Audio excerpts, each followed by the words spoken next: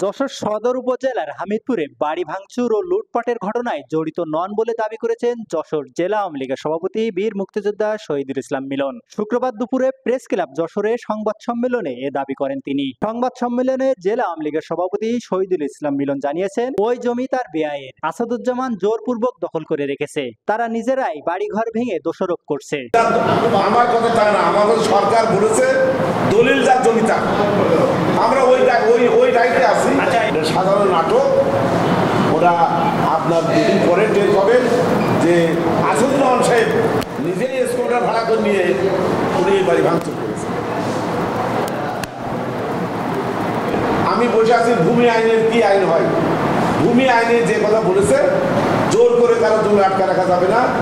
এটা জমিজাত, এখন এই বিষয়ে সরকারের পুরোপুরি রুলিংটা আসে নাই, আমরা সেই রুলিংটা আসা পর্যন্ত আমরা অপেক্ষা করতেছি।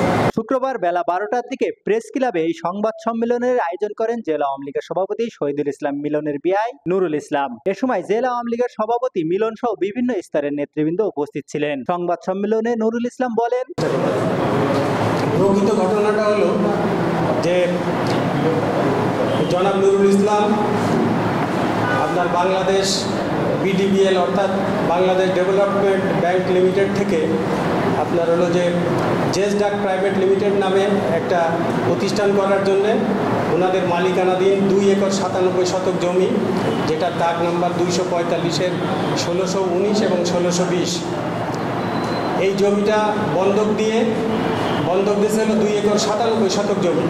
এবং সেই জমি বন্ধক দেওয়ার পরে ওনারা ব্যাংকের পাওনা পরিশোধ করতে না পারার কারণে ব্যাংক এটার সার্টিফিকেট মামলা করেন এবং সেখানে অকশন হয়।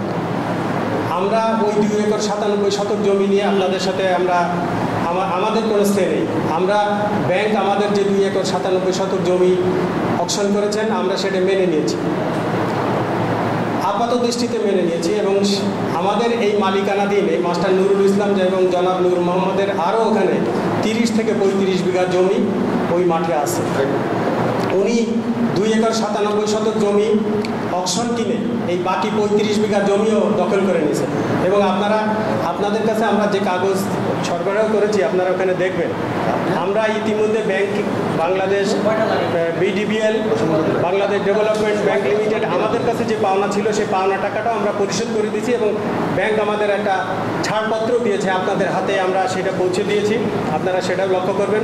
শুধু তাই না, উনি সার্টিফিকেট আদালতের যে রায়, সার্টিফিকেট আদালত হলো সদর উপজেলা নির্বাহী অফিসার, সেই সদর উপজেলা নির্বাহী অফিসারের যে রায় সেই রায়টা উনি মানেননি, যে কারণে উনি যশোর জেলার এডিসি রেভিনিউর ওখানে আপিল করেন। সেই আপিলের রায়ও তার বিপক্ষে যাওয়ার পরে উনি খুলনা বিভাগীয় কমিশনার রেভিনিউ সেখানে আপিল করেন। সেই আপিলের রায়ও আপনাদের কাছে আমরা পৌঁছে দিয়েছি। ডেস্ক রিপোর্ট, সমাজের কথা।